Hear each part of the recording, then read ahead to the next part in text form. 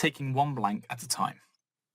Often, when we deal with sentence completion questions, we have two blanks that need to be filled out. Our trick for these questions is to look at one blank at a time. It doesn't matter which blank we want to look at first, but most of the time, the first blank makes sense to solve before the second one. So we can look at this example here. Hoping to blank the dispute, negotiators proposed a compromise that they felt would be blank to both labour and management.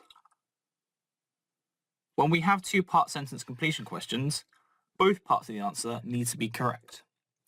This means that if the first or the second blank don't fit, the whole answer can be removed.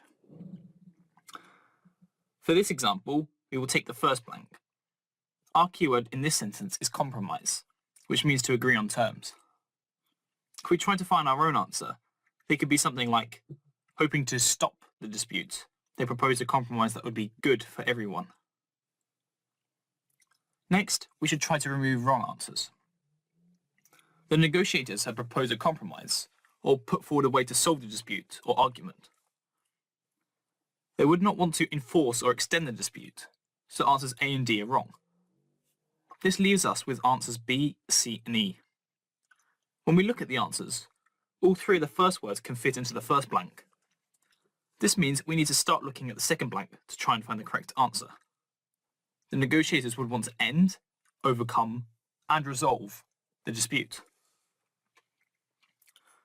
For a compromise to work, everyone needs to be happy. Because of this, a compromise couldn't be divisive, which means to divide, or unattractive to its employees. So answer B and answer C can be eliminated. This just leaves answer E, which is our correct answer. We still check when we found our answer by putting the blank back into the sentence. When we check, we get the sentence, hoping to resolve the dispute, the negotiators proposed a compromise that they felt would be acceptable to both labour and management. Some two-part sentence completion questions cannot be solved by taking one blank at a time, however. We may have questions where all of the answers fit and make sense. In these cases, what we need to do is take both blanks and compare them to each other. We saw in lesson 3 about the flow of sentences, and a little bit about clauses, or parts of the sentence, being positive or negative. This is called the charge of the words, whether they have a positive charge or a negative charge. In questions where we can't immediately get rid of wrong answers, we can look at the charge between the words. If we have a contrasting conjunction, like however, we know the charge of the words has to be different. There can't be two negatives. If we take the example we saw before, we see there is no contrasting conjunction. This means that the blanks are either both positives or both negatives.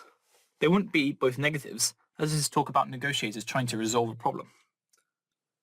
So we're looking for two positive answers.